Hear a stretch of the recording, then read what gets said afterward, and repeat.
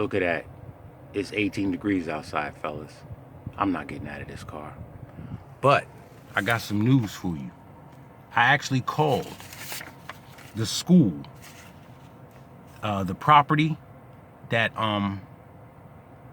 Umar Johnson's looking to purchase, and I called the telephone number, and the gentleman told me that the property's been closed on.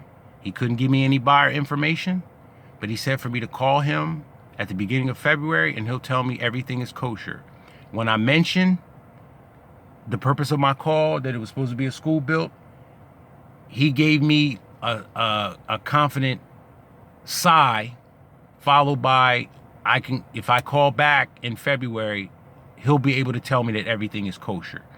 Here is the actual information. If you can't read, okay, there you go, you can see that. For sale, you know, all that stuff, you can read it. And then over here is the gentleman that I spoke to, the Jamie Vari. I wouldn't call Cindy Fleming because it's a female, so I didn't call her. But Jamie Vari is a guy, and he told me that he couldn't tell me who specifically bought it, but the property's been purchased. He couldn't tell me who, but he did tell me that I can call back in February and I can find out everything I need to know. So, okay, we don't know for sure, but it looks like Umar's not the fraud we thought he was, but let's not get too far ahead of ourselves yet.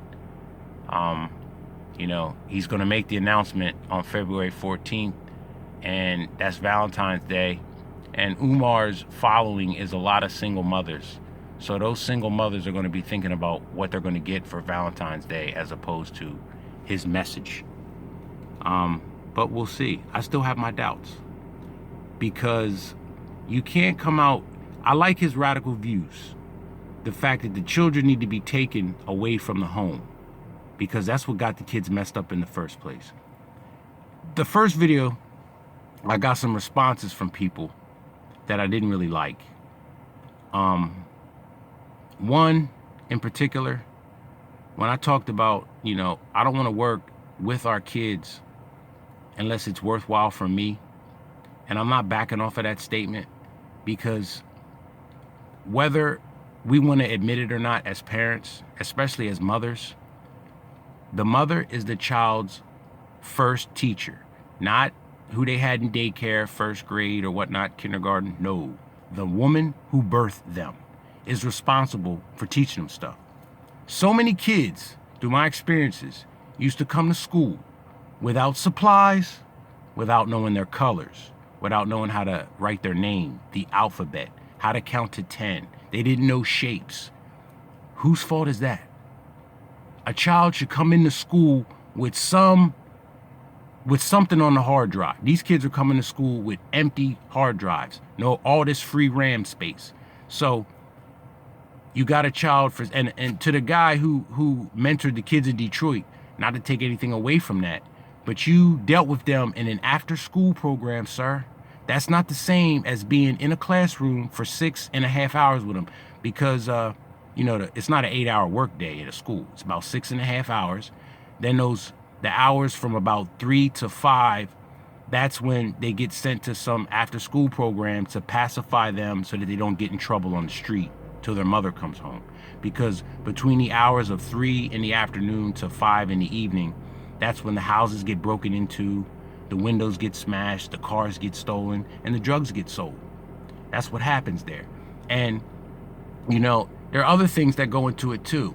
Like, I had a kid that didn't do his homework one night. I said, well, why didn't you do your homework? He said, I was with my mom. My brother got locked up. His older brother got locked up, so his mother had to see about all that, going down to the detention center to get him out, and he wasn't able to do his homework.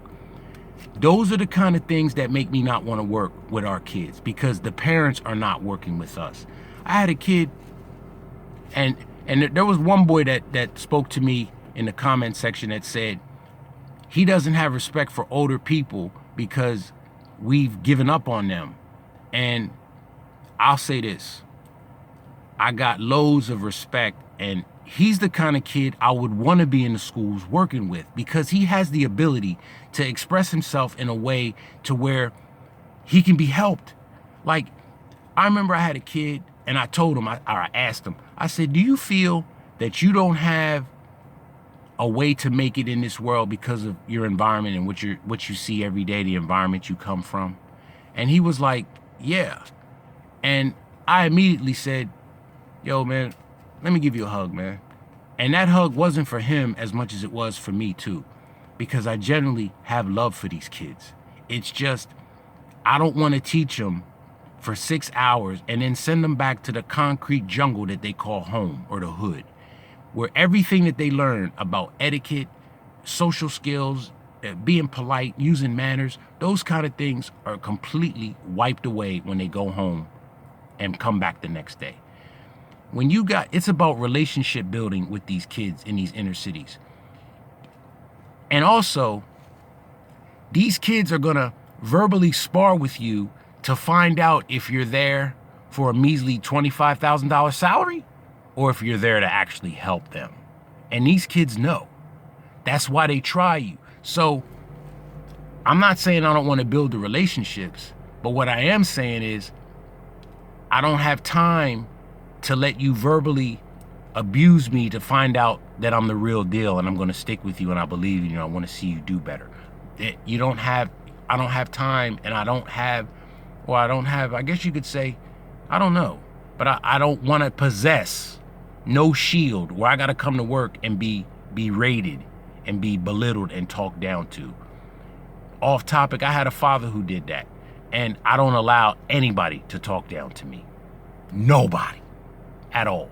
Especially some kid that I'm here trying to help that doesn't know anything about life, and I'm trying to help him and he gonna talk down to me? Nuh-uh. I'll see you on the other side, bro. And that's another thing I got about people who want to say that, if you don't want to work with the school, with the kids, you ain't no good. Something called cognitive development. Stay with me on this, because I'm gonna make it a nice valid point. When I was 6 years old, I remember seeing The Empire Strikes Back in the movies. And Return of the Jedi came out in '83, so I was 9 years old. From ages 6 to 9, that 3 years is basically 1/3 of my life, which is 33%. I remember when I was in a movie, I can't remember what movie, but when they showed the trailer for Return of the Jedi, I had completely forgot that there was going to be a sequel to Empire Strikes Back. I had forgot all of that. I had forgot Darth Vader was Luke's father. I had forgotten all of that, because 3 years to a 6-year-old is a long period, a long piece of his life. So what I'm saying is, some people would think that you could come into a classroom and tell a 15-year-old boy who's acting up, hey, look, if you continue to act this way, you're going to end up here. As opposed to, if you change your behavior, you can end up here. They don't understand. They don't have the ability to see that far into the future and to see themselves being 25 years old. So anybody that wants to use that as a way to get through to these kids, to get them to think about their futures, they don't have the cognitive development to have it. It's not possible for them to understand where they're going to be at age 25 when they're 15 years old. If 15 years old, if you're telling them to look 10 years into the future, 10 out of 15 years is, again, 2/3 of the life. So basically, if you don't understand what I'm saying, draw 2 circles. Cut the first circle up into 5 pieces. Then cut the second circle up into 20 pieces. And if you don't see that the one with 5 pieces are bigger slices, meaning a year is a bigger slice of your life when you're 5 as opposed to when you're 20. If you don't understand that, you don't even need to be having children, because you don't have the cognitive development yourself to teach them anything. Seriously.